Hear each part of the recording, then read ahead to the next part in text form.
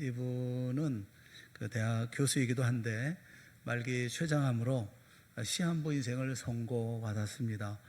그 와중에 그 방학 동안에 그 본인이 재직하고 있는 대학에 그 강의가 잡혀 있었는데 고별 일종의 대학 교수들에게 주어져 있는 그 강의 시간이죠.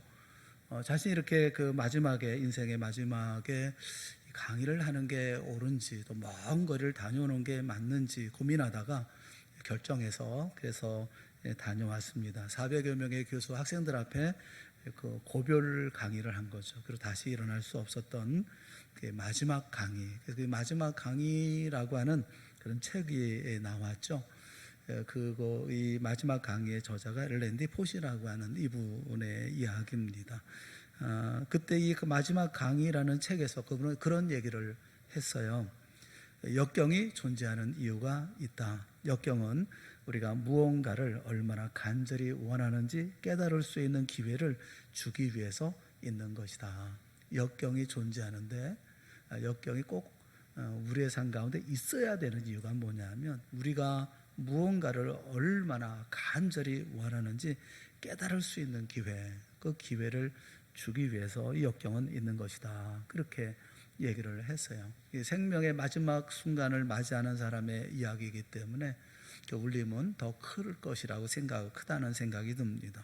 롱펠로우도 그의 시가 있죠. 인생 창가라는 시에서 이 넓은 세상의 싸움터인 인생의 야영장에서 그대 말없이 쫓기는 가축의 무리가 되지 말고 싸움에 앞장서는 영웅이 되어라, 이렇게 노래하고 충고를 합니다. 인생의 거친 폭풍은 누구에게나 다 다가옵니다. 우리에게 인생의 거친 폭풍처럼 여겨지는 그런 어려움이 있죠. 우리는 그 폭풍 속에서 생각도 많아지고 또 고민도 많이 하는 것 같습니다. 하지만 그 잔잔한 바다에서는 좋은 백성이 만들어지지 않는다라는 그 영국의 속담처럼 오늘 우리가 겪고 있는 이런 많은 어려운 일들, 이런 모든 일들이 우리에게 인생의 방향을 바로잡는 기회와 그리고 삶을 살아가는 능숙한 기술을 갖게 되는 그런 기회가 될 줄로 알아요. 교회도 마찬가지고 사업도 마찬가지고 생업도 그렇지만 인생도 그런 기회로 삼아야 될 것이라고 생각합니다. 오늘 우리가 읽었던 본문의 이스라엘 백성들이 이 시대를 살아가는 오늘 우리에게 정말 좋은 교훈이 됩니다. 그들이 당하고 있었던 고난이 있었고 그 고난 가운데 그들이 방향을 잡아가는 모습을 우리에게 보여주고 있기 때문에 그렇습니다. 그러니까 이스라엘 백성들이 살던 시대는 북이스라엘 아합 왕이 통치하고 있었던 그런 시대입니다. 아합 왕이 통치하고 있었던 시대를 성경은 한마디로 정리해서 말씀을 해줘요. 열왕기상 16장 33절 말씀해 보면 그는이라고 하는 이 그는 아합이죠. 아합 왕은 그 이전에 이스라엘의 모든 왕보다, 그 이전에 있었던 모든 이스라엘의 왕보다 심히 이스라엘 하나님 여호와를 노하시게 하였더라, 그렇게 말씀을 하고 있어요. 그 전에 있었던 어떤 왕보다도 하나님의 마음을 상하게 하고 하나님을 화나게 만들었던 그런 왕이라는 거죠. 그러니까 얼마나 영적으로 캄캄하고 답답하고 그리고 암흑의 시대였는지를 우리에게 잘 말씀을 해주고 있죠. 하나님을 많이 화나게 했던 이런 시대, 이런 왕의 통치. 하나님은 그 땅에 그래서 비를 내리지 않습니다. 무려 3년 6개월 동안의 가뭄과 기근이 그 이스라엘 백성들의 땅 가운데 있습니다. 성경은 사마리아의 기근이 심하였더라, 이렇게 말씀을 해요. 보통 심한 정도가 아니죠. 심지어 왕이 나섭니다. 열왕기상 18장 5절과 6절 말씀에 보면 아합 왕과 그리고 신하가 나섭니다. 한번 같이 봅시다. 같이 시작. 아합이 오바다에게 이르되 이 땅의 모든 물 근원과 모든 내로 가자. 혹시 꼴을 얻으리라. 그리하면 말과 노새를 살리리니 짐승을 다 잃지 않게 되리라 하고 두 사람이 두루 다닐 땅을 나누어 아합은 홀로 이 길로 가고 오바다는 홀로 저 길로 가니라. 어떤 장면이 연상이 되죠? 왕과 신하가 이제 물의 근원을 찾아서 너는 이 길로 가고 나는 저 길로 가고, 그러니까 이 두 사람만의 얘기는 아니죠. 온 이스라엘의 모든 신하들이 다 뿔뿔이 흩어져서 이렇게 물을 찾고 있는 거죠.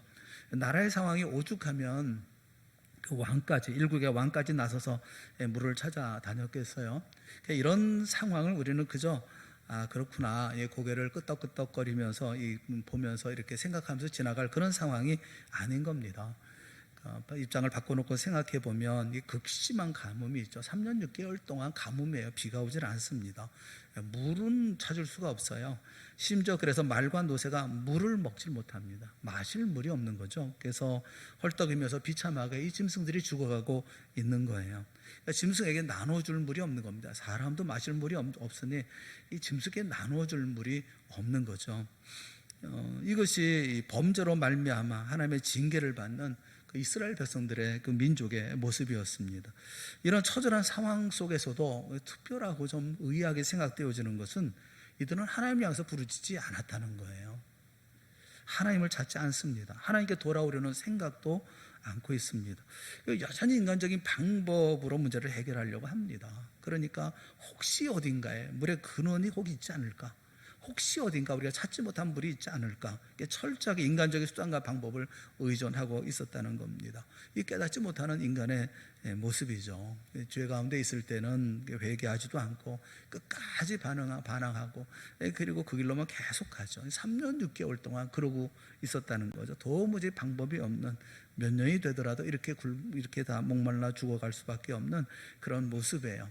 그런데 열왕기상 18장 1절에 보면 하나님이 엘리야에게 말씀하십니다. 뭐라고 말씀하시느냐 하면 많은 날이 지나고, 이런 가뭄의 날들이 지나고 제3년에 여호와의 말씀이 엘리야에게 임하여 이르시되 너는 가서 아합에게 보이라. 내가 비를 지면에 내리리라. 아합에게 가서 아합을 만나라는 겁니다. 그래서 아합을 만납니다. 만나서 성사된 것이 갈멜산의 대결이에요.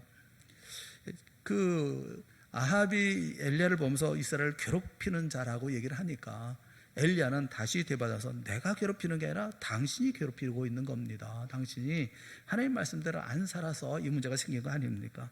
그러니까 누구 때문에 이스라엘 백성들의 이 고초와 괴로움을 당했는지 아합에게 온 이스라엘과 이세벨의 상에서 먹는 바알의 선지자 450명과 아세라 선지자 400명을 갈멜산에서 모아서 내게로 나오게 하소서라고 요청을 하고, 그리고 송아지 2마리를 가져오게 해서 각자 제단에 올려놓고 불은 붙이지 않고 그렇게 자신이 섬기는 신의 이름을 불러서, 그래서 불러 응답하는 신, 그가 하나님이라는 것을 증명하자라는 거죠.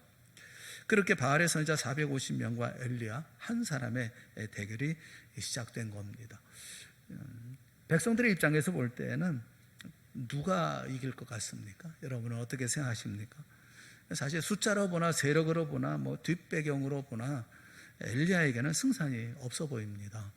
450명, 400명의 이런 사람들, 또 이들의 뒷배경이 되어지는 아합 왕과 이세벨, 그 강력한 이 권력을 가지고 있는 사람들의 이런 모든 일들, 또 이런 그 힘을 배경으로 해서 그 앞에 서 있는 사람들과, 그것도 인원도 적지 않은 450명, 제단을 쌓은 사람은 450명이지만 또 다른 선지자, 아세라의 선지자 400명도 같이 올라와 있지 않았을까, 그런 생각을 해요. 그냥 850명, 한 1000여 명 되는 사람과 엘리야 혼자의 대결, 이 대결이 되겠습니까?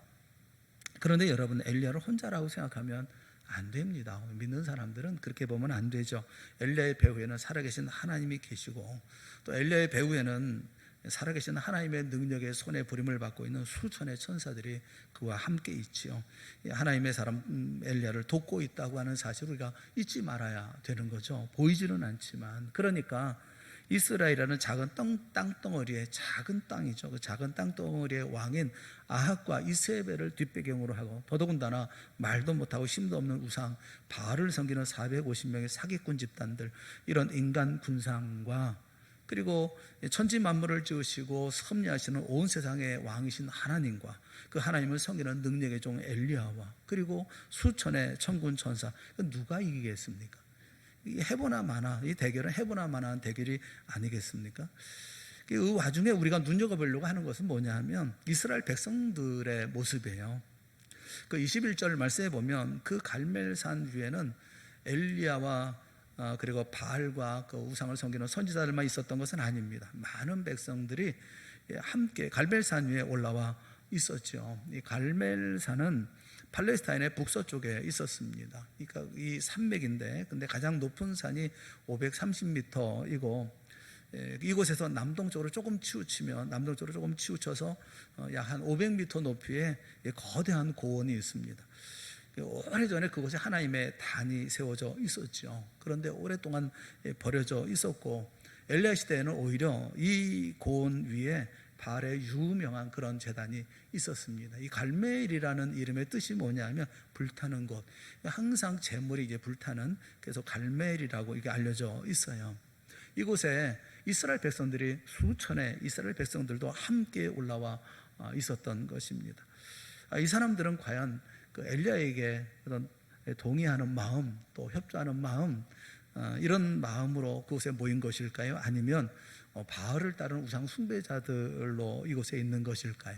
그건 우리가 알 수가 없습니다. 이런 이들을 향해서 그 엘리야가 외치죠. 그것이 21절 말씀이에요. 21절 말씀을 우리 한번 다 같이 읽어봅시다. 시작. 너희가 어느 때까지 둘 사이에서 머뭇머뭇하려느냐? 여호와가 만일 하나님이면 그를 따르고 바알이 먼저 하나님이면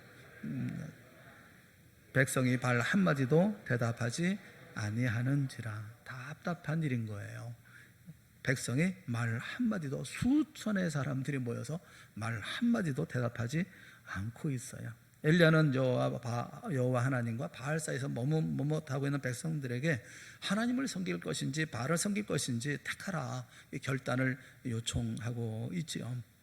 우리가 먼저 살펴보려고 하는 이 백성들의 모습입니다. 두려움에 사로잡힌 백성들. 첫째는 우리가 살펴보려고 하는 거예요.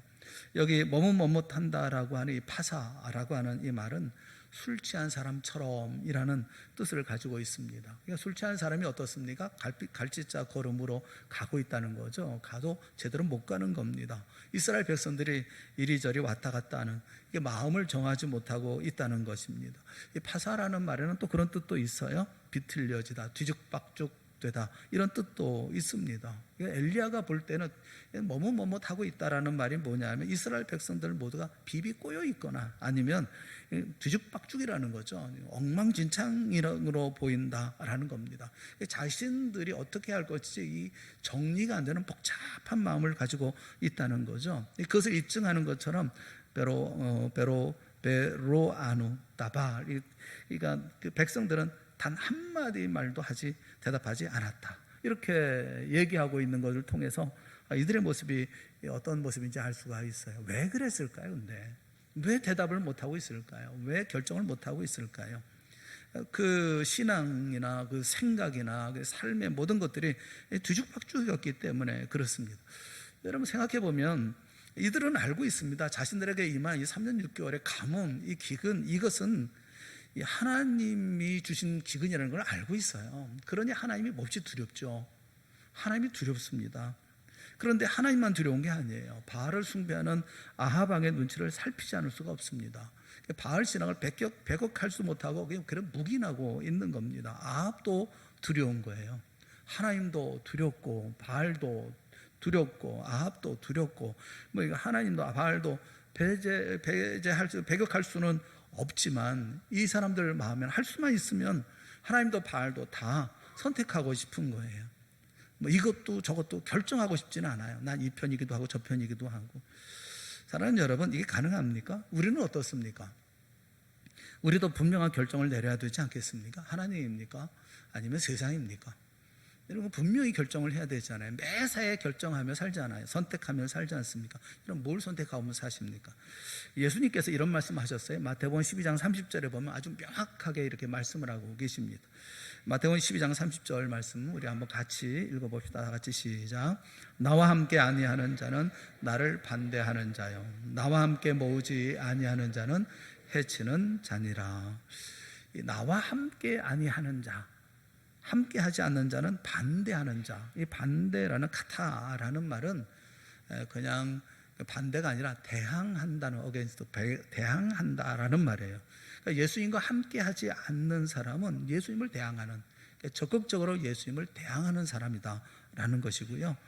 또 나와 함께 모으지 않는 자는 해치는 자다. 이게 해친다라고 하는 스콜피조라고 하는 말은 뿔뿔이 흩어버린다는 겁니다. 그러니까 스스로 나서서 적극적으로 나눠버린다는 거죠. 모임이 있어 무리가 있으면 막 나눠 그 사이에 들어가서 막 쫓아내보낸다는 거예요.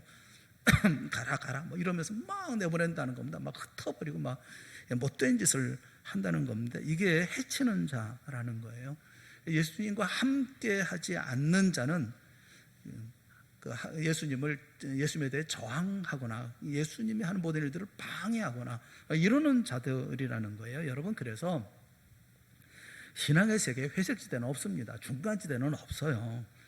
엘리야는 그래서 분명한 결정을 내릴 것을 요구하고 있는 거죠. 여기 참된 하나님이 계시고 아브라함과 이삭과 야곱의 하나님이시고 그리고 스스로 계신 분 한 분이신 하나님이 계신데 뭘 택하고 있느냐라는 거죠. 오늘 우리에게도 그렇잖아요. 우리에게도, 우리 가정에도, 우리 교회에도, 이 나라의 민족에도 오직 한 분 하나님이 계시지 않습니까? 누구를 택해야 되겠어요? 여호수아도 그의 시대에 백성들을 종용한 적이 있죠. 여호수아서 24장 15절 말씀해 보면 백성들에게 얘기합니다. 만일 여호와를 섬기는 것이 너에게 좋지 않게 보이거든 너희 조상들이 강 저쪽에서 섬기는 신들이든지 또는 너희가 거주하는 땅에 있는 아모리 족속의 신들이든지 너희 섬길 자를 오늘 택하라. 오직 나와 내 집은 여호와를 섬기겠노라. 결정합니다. 사랑하는 여러분, 세상에서 악이 승리하는 유일한 이유가 있다면 그게 뭐냐면 의인들이 아무 일도 하지 않는다는 겁니다. 가만히 있다는 겁니다. 그럴 때 악이 승리하는 거예요.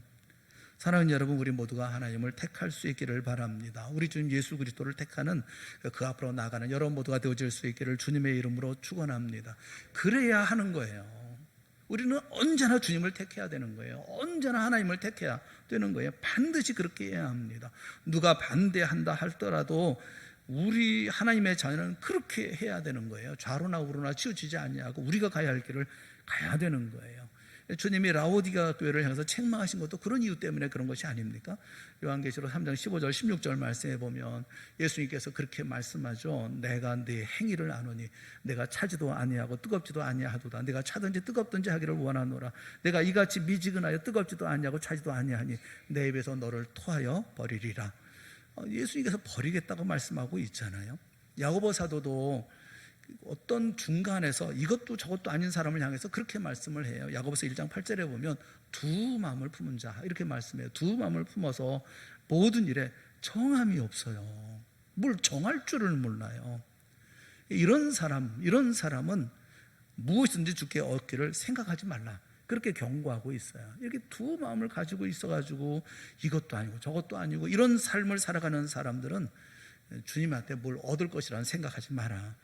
여러분, 예수님이 이 땅에 계실 때 요한복음 12장에 보면 바리새인들 때문에 드러나게 말하지 못한 사람들이 있는데 드러나게 말하지 못하니 이는 왜냐하면 출교를 당할까 두려워함이라. 출교를 당할까 두려워합니다.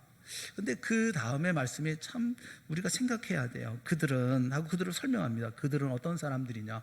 이렇게 바리새인들 때문에 드러나게 말하지 못하는데 출교를 당할 것을 두려워해서 이렇게 드러나게 말하지 못하는데 그 사람들은 어떤 사람들이냐 하면 사람의 영광을 하나님의 영광보다 더 사랑하였더라. 그렇게 말씀해요.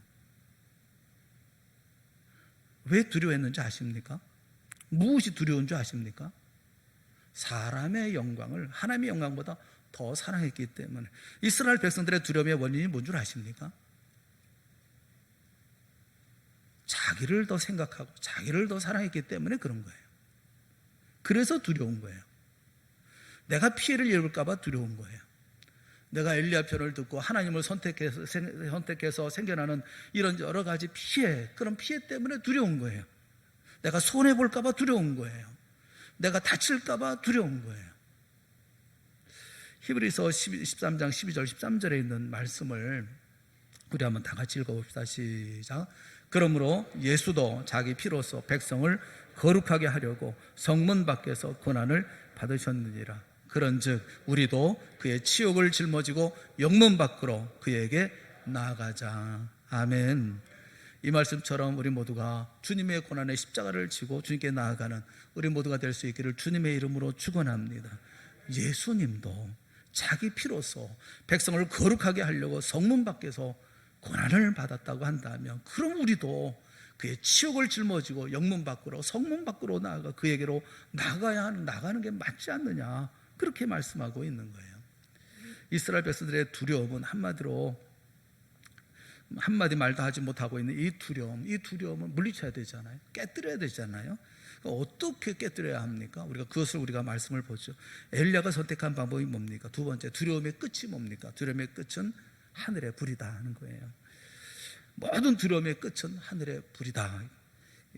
건강에 대한 두려움, 그리고 경제적인 어려움에 대한 두려움, 걱정이나 염려에 대한 두려움, 코로나19에 대한 두려움의 끝은 뭐예요? 하늘의 불이다 하는 거예요. 그 백성들이 가지고 있는 이 두려움을 어떻게 극복을 합니까? 백성의 두려움을 해소하기 위해서, 이 극복할 수 있도록 하기 위해서 엘리야가 선택한 거, 하나님께서 그에게 명령한 것이 뭐냐면 하늘의 불이에요. 여러분, 그 지상에서 가장 몸집이 큰 동물이 코끼리라고 그래요. 아프리카 코끼리는 몸 길이가 6m 내지 7.5m 정도 이렇게 크다고 그럽니다. 그리고 더 몸의 높이는 3.5m인데다가 몸무게는 6.5톤이나 된다고 그래요. 이런 코끼리가 떼를 이루어 가지고 몰려오면 밀림이 쑥대밭이 된다고 그럽니다. 이건 막을 수가 없대요. 누구도 막을 수가 없대요.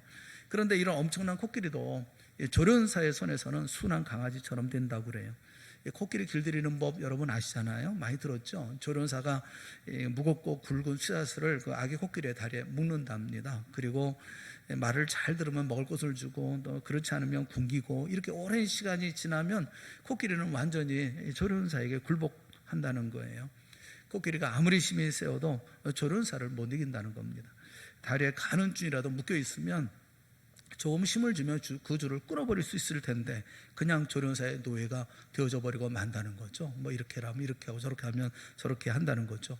만물의 영장이라고 얘기하는 우리도, 인간들도 길든 그 코끼리처럼 어리석을 때가 있어요. 묶인 거 잘 끊지를 못해요. 끊어내지를 못해요.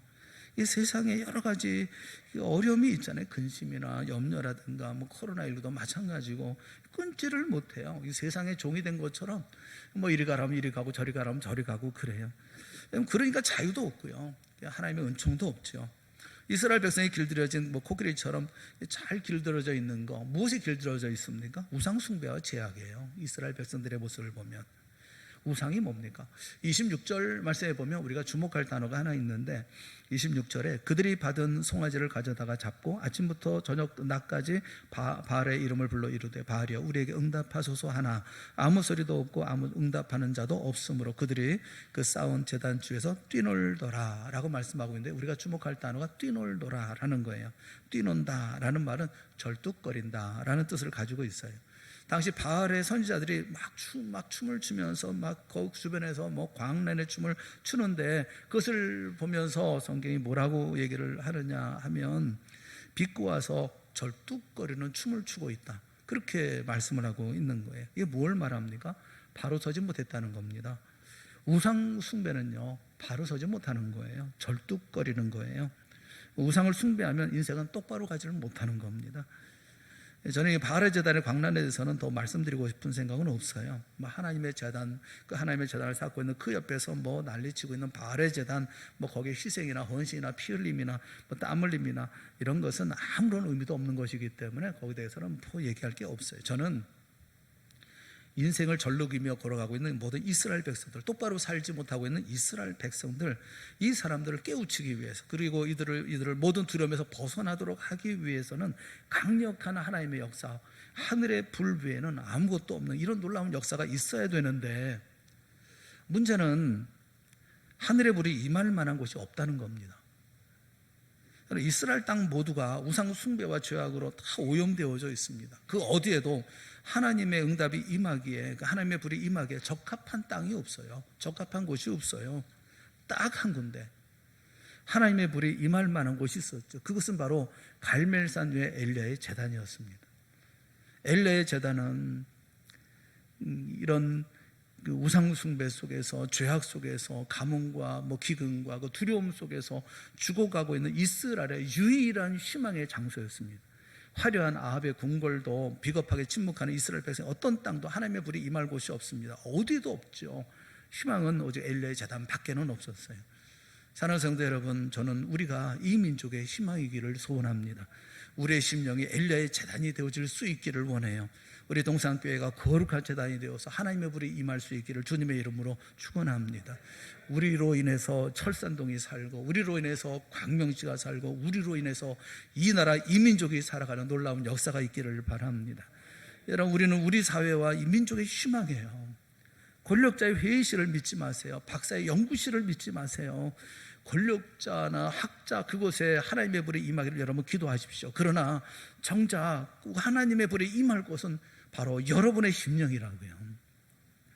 여러분, 이 사실을 꼭 기억할 수 있기를 바랍니다. 우리의 가정, 우리 교회, 대한민국 교회, 그리고 온 세상의 교회에 하나님의 불이 임하는 역사가 있기를 주님의 이름으로 축원합니다. 여러분, 우리가 갈팡질팡하고 뒤죽박죽하고 머뭇머뭇거리고 있다고 한다면 하나님의 불이 임할 곳이 어디 있어요? 하나님의 불이 임하기 위해서 해야 할 일이 있습니다. 몇 가지, 오늘 본문에 보면서 몇 가지가 있는데, 첫째가 뭐냐면 제단 쌓기예요. 제단을 쌓자는 겁니다. 엘리야는 백성들과 함께 제일 먼저 한 게 뭐냐면 제단을 쌓는 거예요. 무너진 제단을 수축하는 겁니다. 무너진 제단을 수축해서 하나님의 명예, 하나님의 영광을 먼저 세우는 거예요. 여러분, 하나님의 능력과 이적을 원하십니까? 그렇다면 무너진 제단을 먼저 수축하십시오.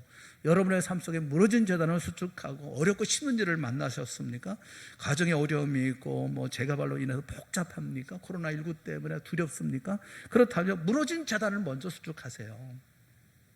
우리에게 말씀해 주고 있는 것은 무너진 제단을 수축하라는 거예요. 불이 임할 수 있는 장소가 있어야 되잖아요.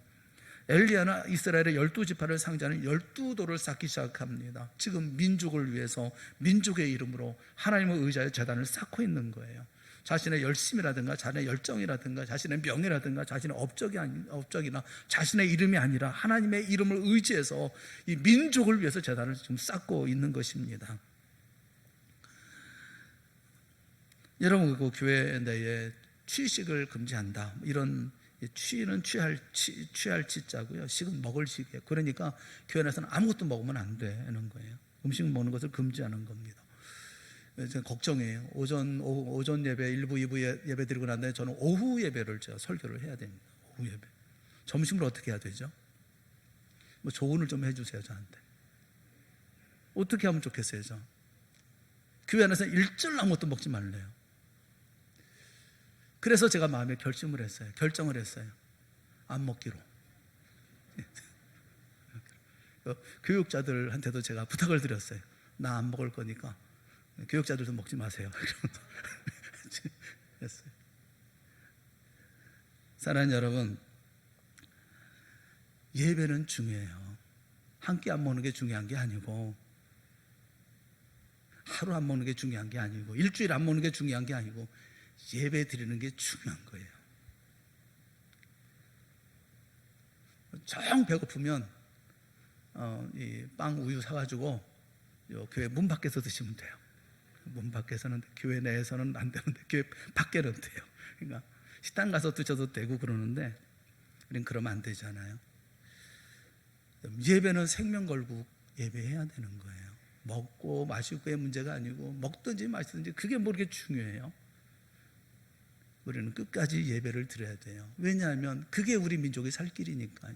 그게 우리가 살 길이니까요. 그게 우리의 생명이니까요. 첫째, 제단을 쌓으라는 겁니다. 제단을 쌓자. 두 번째는 뭐냐면 나무를 버리고 송아지의 각을 떠서 나무 위에 놓자는 겁니다. 제물을 드리는 거예요.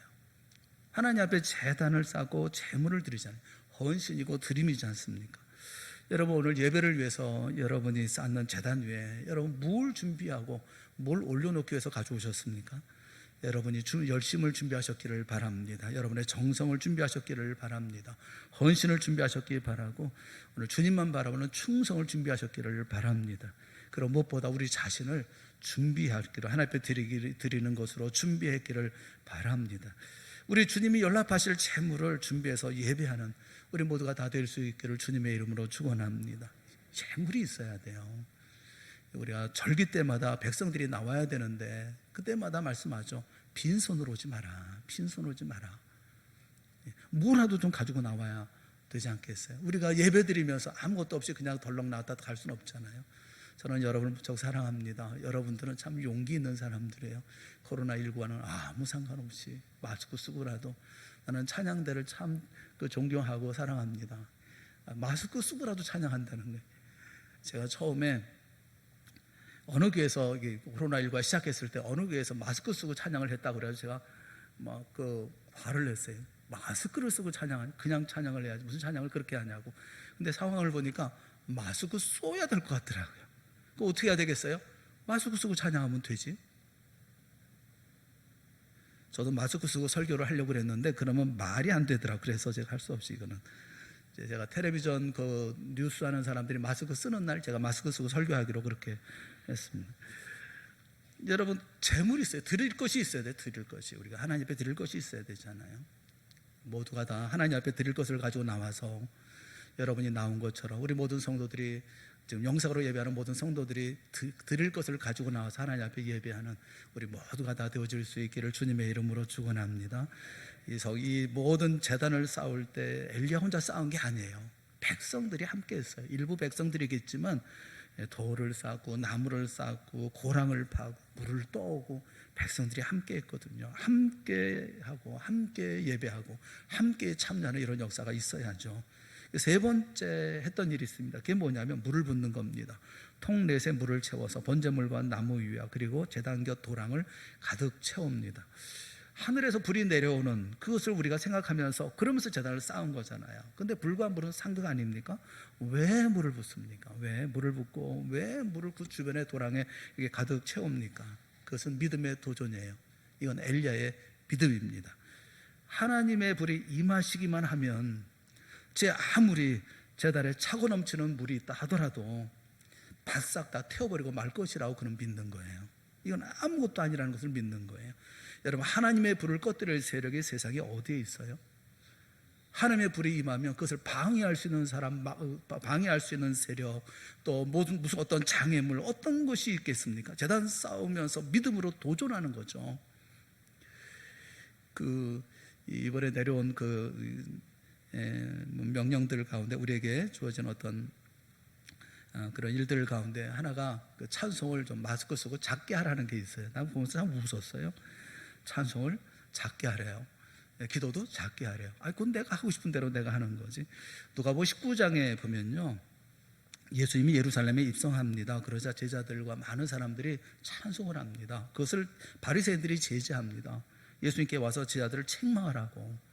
찬송하게 하면 되냐? 그랬더니 예수님께서 뭐라고 말씀하셨어요? 만약 이 사람들이 침묵하면, 만약 이 사람들이 침묵하고 잠잠하면 돌들이 뭐해요? 찬송을 해요? 소리를 지르리라 그랬어요.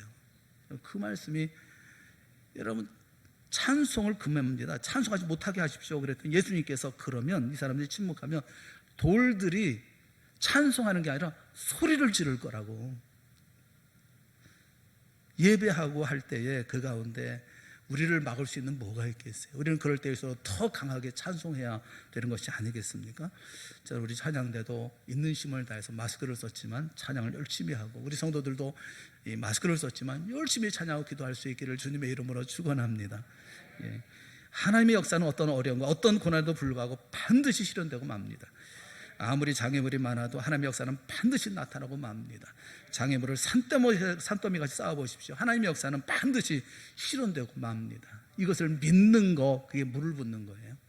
물을 붓는 행위가 바로 이와 같은 믿음을 가지고 나아가는 겁니다. 이런 믿음을 가지고 나아가는 우리 모두가 될 수 있기를 주님의 이름으로 축원합니다.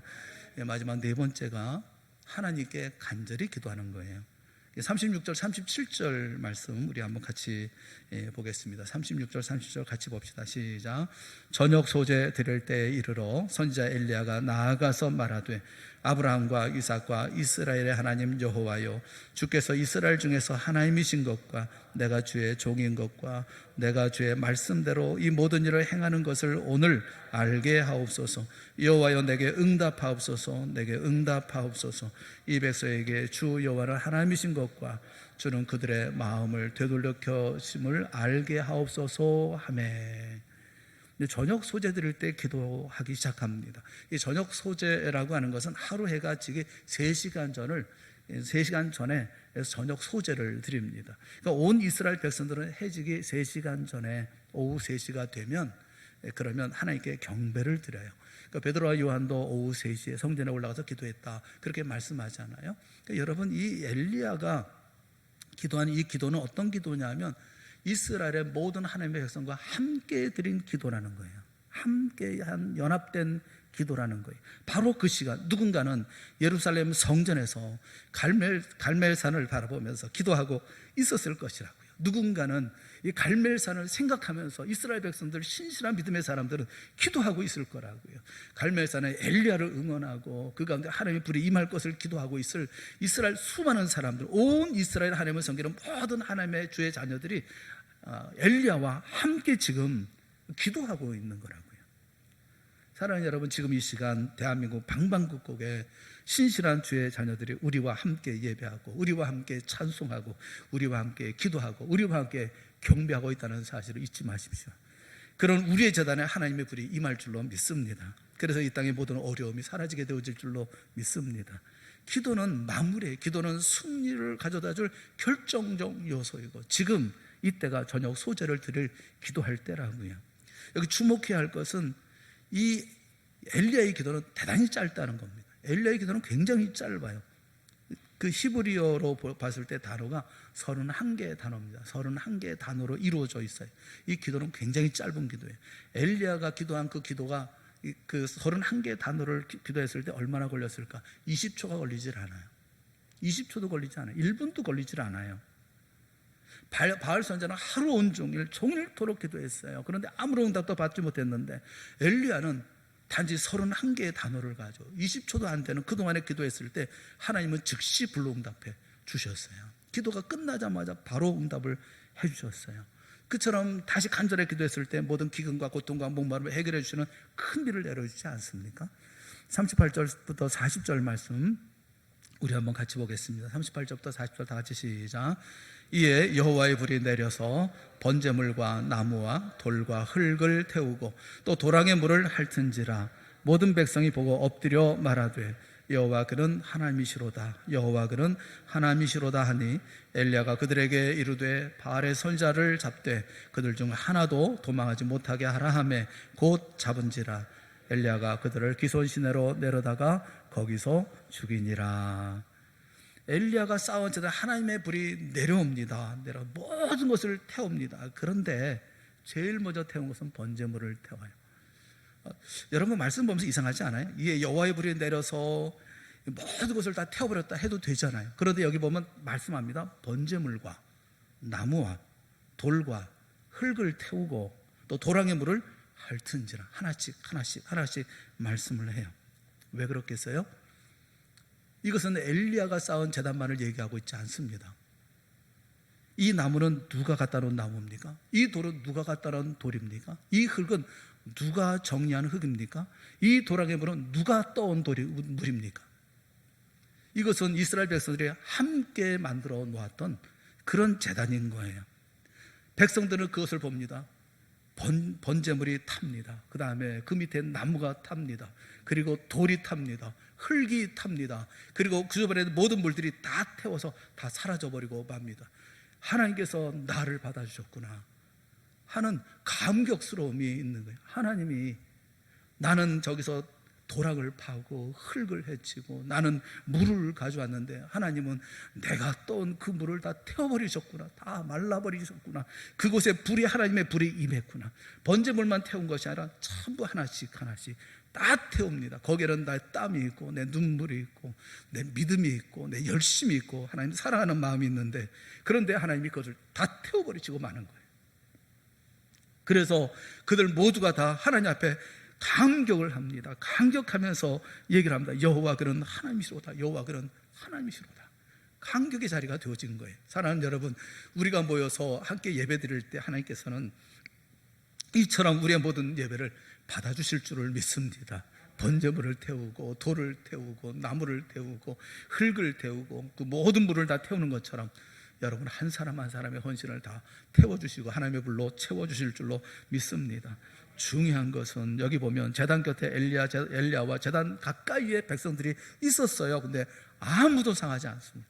그 큰 하나님의 불이 내렸음에도 불구하고, 그 뜨거운 모든 것을 살라버릴 수 있는 불이 내렸음에도 불구하고 가까이 오라 가까이 오라 얘기해서 가까이 와 있었던 백성들은 하나도 다치지 않습니다. 사랑하는 여러분, 우리가 예배할 때 하나도 다치지 않을 줄 믿으시기를 주님의 이름으로 축원합니다. 우리가 어떤 어려움이 있다 하더라도 주 앞에 예배드리면 주님께서 놀라운 하늘의 불로 임하게 하실 거, 우리의 예배를 받아주실 것이고, 그래서 우리는 단 한 사람도 상하게 하는 일이 없게 하실 줄로 믿는 것입니다. 하늘이 내리신 하늘의 불은 정화의 불이었어요. 사랑하는 여러분, 특별히 영상 예배를 함께하는 모든 사랑하는 성도들도 예배에 함께할 수 있기를 부탁을 드립니다. 용기를 내시고 힘을 내시고 함께합시다.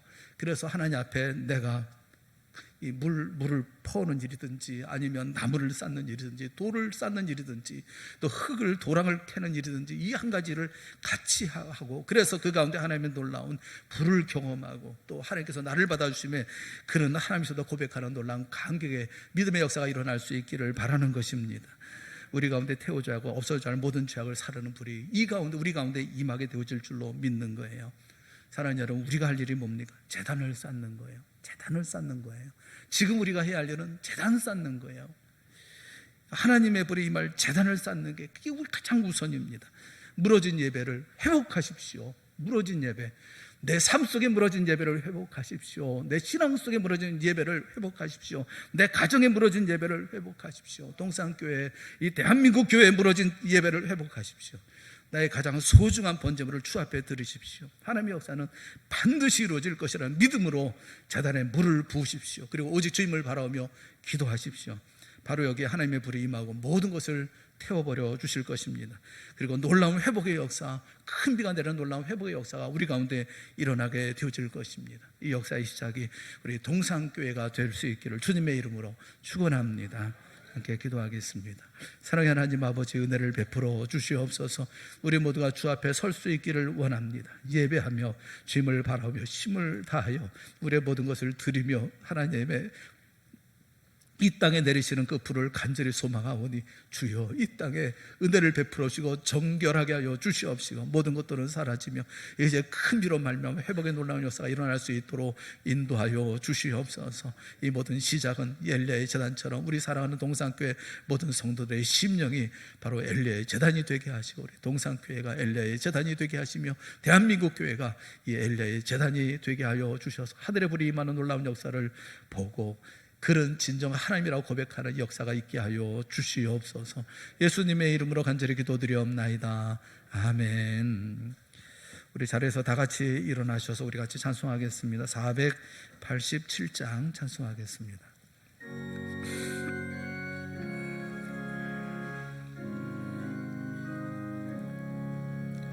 어둠